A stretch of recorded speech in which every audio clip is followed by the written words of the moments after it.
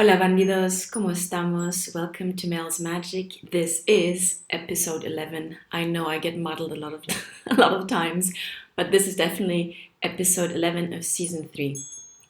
I hope you're well.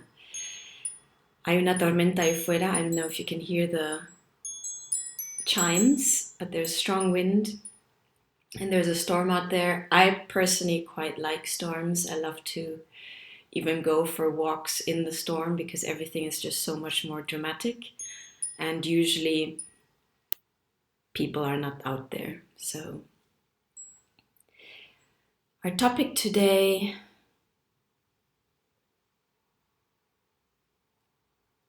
comes down to dropping a burden.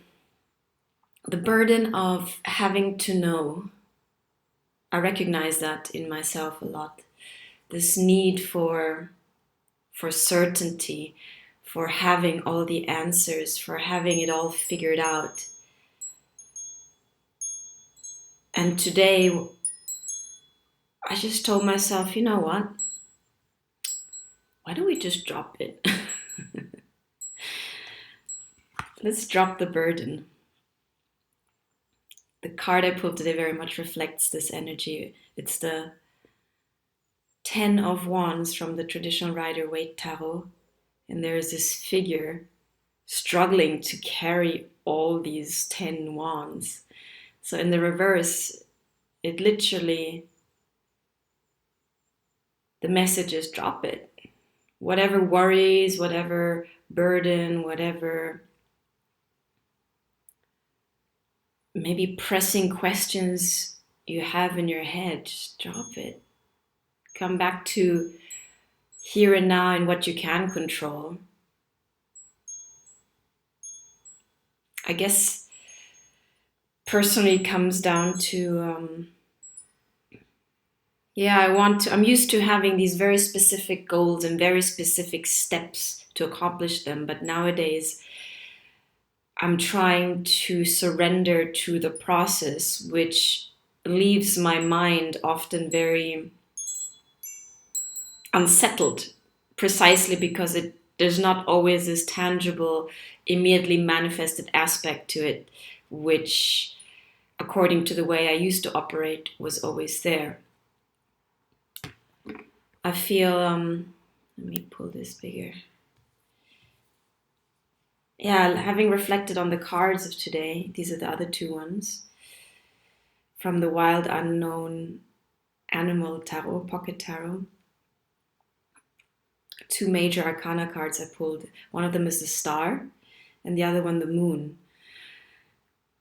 And I interpreted these two cards as, well, for one, the Star has to do with wishes, dreams, and the Moon, mystery and everything that is perhaps veiled still and unclear. And together I reflected, and it just gave me this encouragement of keeping the dream alive in me, but being okay with not knowing everything, being okay with living and accepting that I will never know the big answers, maybe, that life will always remain this big mystery and that it's okay. Kind of surrendering to a bigger force.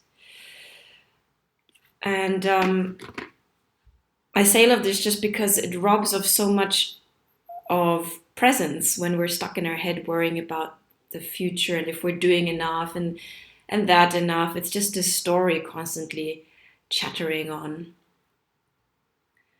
So I'm dropping the burden of having to know everything. I'm allowing myself to surrender into the uncertainty of the moment. And I was remembering a beautiful quote by one of my favorite authors and poets, Rainer Maria Rilke, German author, precisely on this topic of living the question and embracing uncertainty. And I'll read out an excerpt of his book called Letters to a Young Poet, which is really beautiful. Rilke writes to his 19-year-old cadet and protégé, the budding poet Franz savor capus. So in his letter, Rilke writes,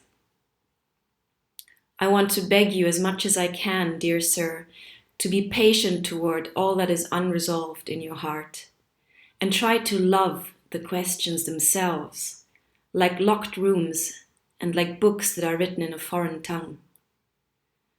Do not now seek the answers which cannot be given to you, because you would not be able to live them.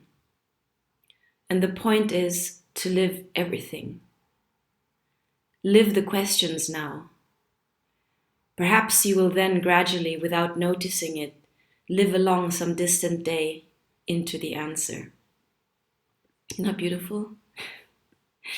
So, this is a short episode. I encourage you to drop your mental burdens, like the Ten of Wands, and maybe even step out into the open sky if you can and look at the stars and just marvel at the immensity and the beauty and the mystery of it all.